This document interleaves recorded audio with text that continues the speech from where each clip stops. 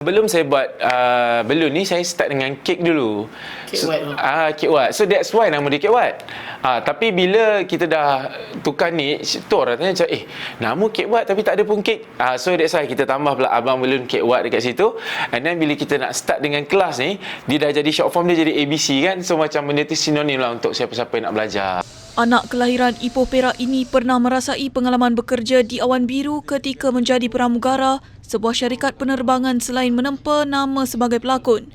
Kini Syed Shahrizal Syed Othman, 45 tahun, sudah beralih dalam dunia dekorasi belon dan menjadikannya sebagai sumber pendapatan tetap sejak 3 tahun lalu. Lebih mengagumkan, Syed Shahrizal yang juga dikenali dengan gelaran Abang Belong Kek Watt dalam kalangan pelanggan dan pengikut di media sosial juga sudah membuka kelas dekorasi belon secara fizikal serta dalam talian sejak awal tahun lalu.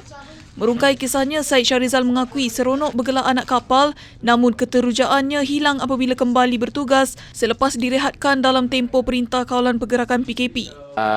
Masa tu baru nak start berlakon, and then saya dapat offer untuk jadi steward dekat Viva Macau. And then after that saya dekat sana 3 tahun. So dah 3 tahun balik sini, banyak yang offer tanya nak berlakon balik ke tak, tapi saya tak rasa itu something yang saya nak buat lah sebenarnya. Okey, dia cabaran dia macam ni tau. Sebab saya daripada awal saya memang zero knowledge. Saya tak tahu pun pasal balloon. So kalau orang rasa balloon ni something yang mudah, sebenarnya tak. So masa tu saya tiup balloon pun saya tak tahu. Peralatan nak pakai apa pun tak tahu. So apa yang kita buat?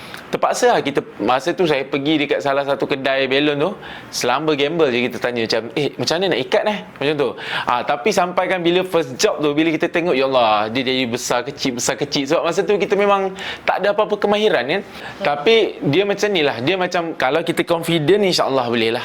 So saya just macam, saya tengok dekat YouTube, saya banyak search lah benda tu, macam mana nak buat ni, macam mana nak buat tu kan. Bertitik tolak daripada situ, Syed Shahrizal nekat berhenti bukannya kerana sudah bergelar Ketua Pramugara, namun bagi memberi tumpuan kepada bidang dekorasi belon, iaitu jabaran baru yang memberinya peluang untuk berkarya. Berkongsi hala tujuannya, Syed Shahrizal berkata dia bersyukur dengan rezeki hasil titik peluhnya dan bercadang memperluaskan lagi perkhidmatannya selain mengeluarkan produk khas untuk kegunaan belon.